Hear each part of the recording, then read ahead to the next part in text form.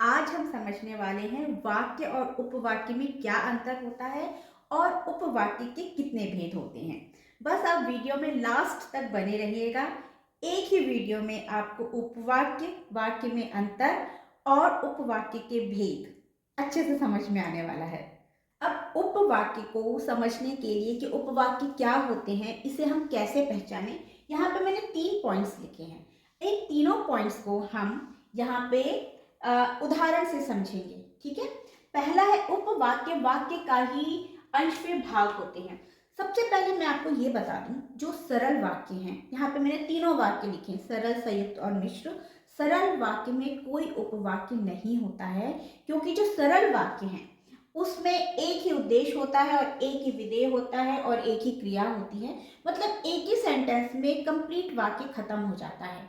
तो सरल वाक्य में कोई भी उपवाक्य नहीं होता है। जो हमें उपवाक्य देखने के लिए मिलते हैं वो हमें संयुक्त वाक्य और मिश्र वाक्य में ही देखने के लिए मिलते हैं, क्योंकि संयुक्त और मिश्र वाक्य उपवाक्य से ही मिलकर बने होते हैं या उपवाक्य से ही वे पूर्ण होते हैं।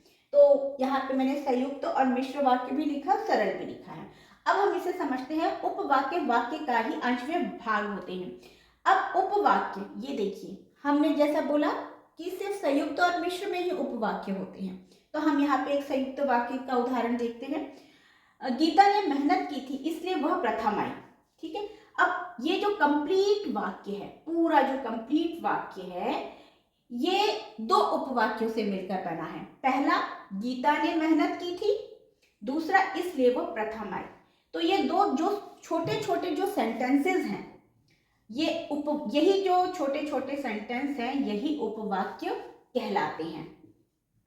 तो इस तरीके से ये जो वाक्य है, ये दो उपवाक्यों से मिलकर पूर्ण हो रहा है। यहाँ पे देखिए, गीता ने उद्देश्य मेहनत की थी, विधेय है। यहाँ पे वह उद्देश्य प्रथम आई, ये आपका विधेय है। तो इस तरीके से यहाँ पे दो उद्देश्य, दो विधेय हो गए और क्रिया भी दो हो गई।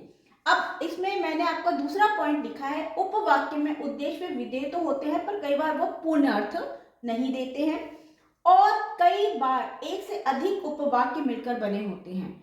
अब यहाँ पे देखिए, जो हमारा संयुक्त वाक्य है, एक उपवाक्य दो उपवाक्य वाक्य से मिलकर ये पूर्ण हो रहा है। अब इसमें हम अगर इसके आगे हम ये जोड़ देते और उसे पुरस्कृत किया गया, तो ये तीसरा उपवाक्य हो जाता। ठीक है, तो इस तरीके से एक सेंटेंस में दो या दो से अधिक उपवाक्य भी हमें देखने के लिए मिल जाते हैं, पर वो मिलेंगे हमें संयुक्त या मिश्र में ही। अब यहां पर देखिए, जब गीता ने मेहनत की, एक सेंटेंस, तब वह प्रथम आई, दूसरा सेंटेंस। तो इस तरीके से यहां पे भी दो उपवाक्य है, पहला उपवाक्य और दूसरा उपवाक्य। तो कहने का मतलब ये है कि एक सेंटेंस में जो छोटे छोटे वाक्य जुड़े होते हैं, उन छोटे छोटे वाक्यों से ही वो वाक्य पूर्ण होता है। उन छोटे छोटे वाक्यों को ही उपवाक्य कहा जाता है। ठीक है, तो आया आप लोगों को इतना समझ में? चलिए अब हम समझते हैं उपवाक्य के भेद। उपवाक्य के दो भेद होते हैं। पहला होता है प्रधान उपवाक्य और दूसरा है आश्रित उपवाक्य। आश्रित उपवाक्य के भी 3 भेद होते हैं, जो हम आगे पढ़ेंगे। अभी हम सिर्फ बात कर देंगे प्रधान उपवाक्य और आश्रित उपवाक्य को हम वाक्य में कैसे पहचानते हैं और कैसे समझते हैं।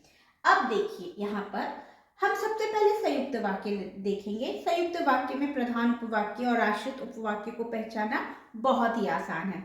तो ये देखिए, कवि ने कविता सुनाई और श्रोता हंस पड़े, ये आपका संयुक्त वाक्य है।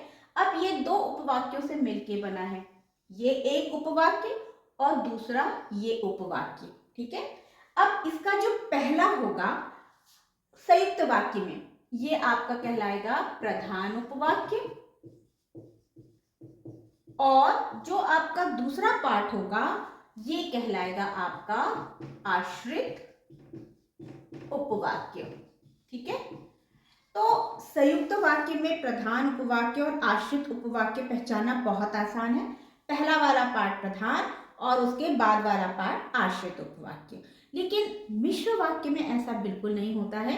तो हम अब मिश्र वाक्य में देखते हैं, क्योंकि मिश्र वाक्य में कई बार पहला पार्ट प्रधान होता है, कई बार उसका दूसरा पार्ट प्रधान होता है। तो हम देखेंगे कि ये कब और कैसे। यहाँ पर मैंने एक मिश्र वाक्य लिखा है। जब कवि ने कविता सुनाई, पहला उपवाक्य, तब श्रोता हंस पड़े, दूसरा उपवाक्य। यहाँ पे जब कवि ने कविता सुनाई, ये प्रधान नहीं है, ये है आपका आश्रित उपवाक्य। ये है यहाँ पर आश्रित उपवाक्य और ये है आपका प्रधान उपवाक्य।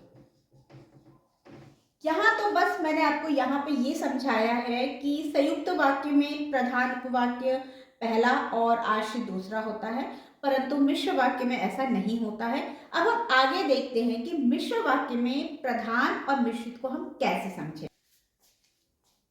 चलिए आगे देखते हैं। प्रधान उपवाक्य और आश्रित उपवाक्य पहचानेंगे कैसे। देखिए यहाँ पे मैंने कुछ शब्द लिखे हैं कि यदि, अगर और जा वाले शब्द जैसे जो, जिस, जिसने, जिसको, जिन्हें, जिनको, और भी शब्द आ सकते हैं, पर यहाँ पे मैंने इतने ही लिखे हैं। तो जा से आने वाले शब्द, इसे हम अपने उदाहरण में समझेंगे।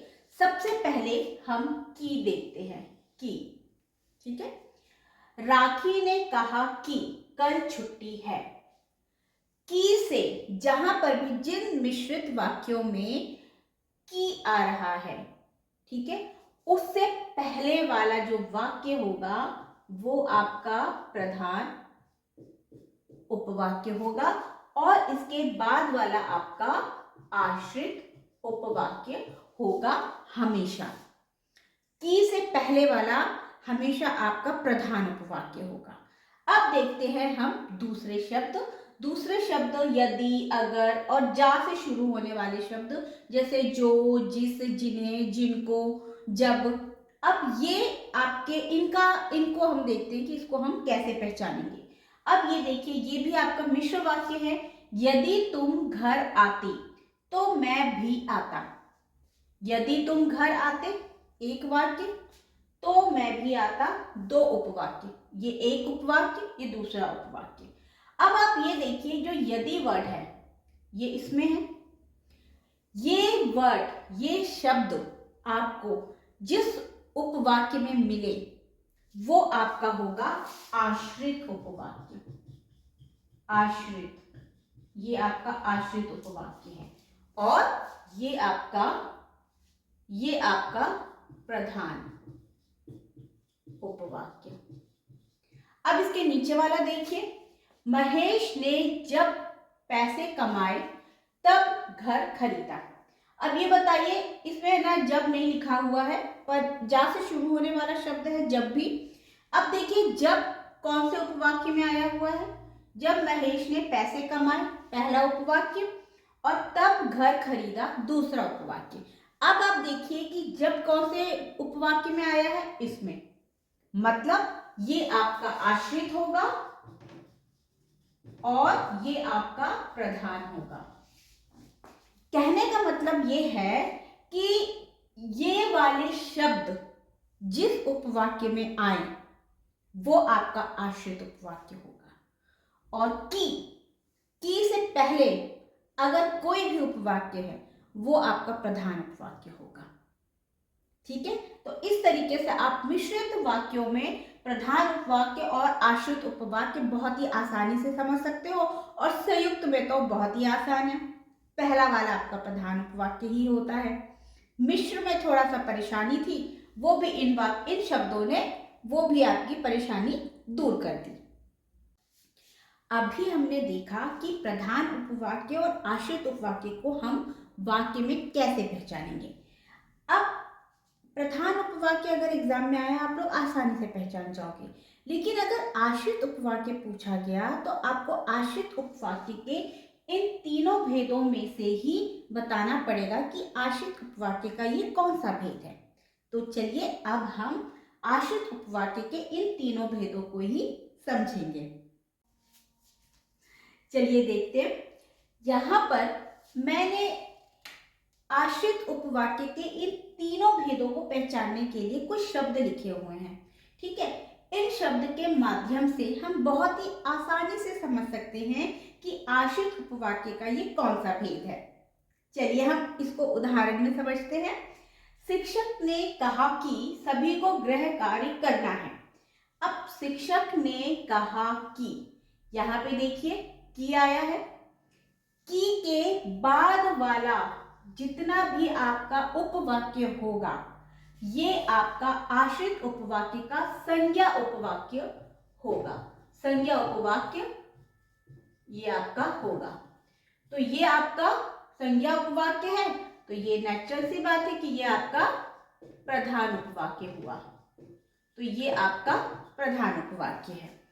तो जहां पर भी की आया है, की आया हुआ है, वहां पर हमेशा आपका संज्ञा उपवाक्य आएगा, क्योंकि संज्ञा उपवाक्य ही की से जुड़े होते हैं। अब देखिए हम विशेषण उपवाक्य क्रिया विशेषण की पहचान कैसे करेंगे। अब विशेषण उपवाक्य को पहचानने के लिए जा से शुरू होने वाले इन 9 शब्दों को आप लोग याद कर लीजिए।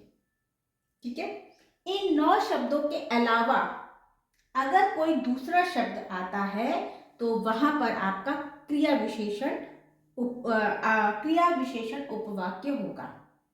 ठीक है, तो अब देखिए जो लोग ईमानदार होते हैं उनका सभी सम्मान करते हैं। अब जो कहां पर आया है, इस वाले उपवाक्य में आया है, तो ये आपका आश्रित उपवाक्य होगा। और आश्रित उपवाक्य का कौन सा भेद होगा, विशेषण। ये आपका विशेषण उपवाक्य होगा। और ये आपका प्रधान उपवाक्य होगा। अब तीसरा देखते हैं। जैसे ही छुट्टी हुई बच्चे घर चले गए। अब जैसे ना तो इसमें है ना ही इसमें है। अब इसमें भी नहीं लिखा हुआ है, लेकिन इन शब्दों के अलावा जो भी बचता है वो सब आपका क्रिया विशेषण में है। तो जैसे ही छुट्टी हुई बच्चे घर चले गए, तो जैसे ही छुट्टी हुई ये आपका हुआ क्रिया विशेषण उपवाक्य। ये हुआ आपका क्रिया विशेषण उपवाक्य और ये आपका हुआ प्रधान। तो आई होप आप लोगों को उपवाक्य और उसके भेद बहुत अच्छे से समझ में आ गए होंगे। आपको मेरा पढ़ाने का तरीका अच्छा लगा हो, आपको मेरी बताई हुई चीज़ें समझ में आ रही हों, तो मेरे चैनल को लाइक कीजिए, सब्सक्राइब ज़रूर कर लीजिएगा। इससे मुझे मोटिवेशन मिलता है वीडियोस बनाने का। और आप लोग जानते ही हैं कि वीडियो बनाने में कितनी मेहनत लगती है। तो सपोर्ट कीजिए, सब्सक्राइब कीजिए। मिलते हैं हम नेक्स्ट वीडियो में।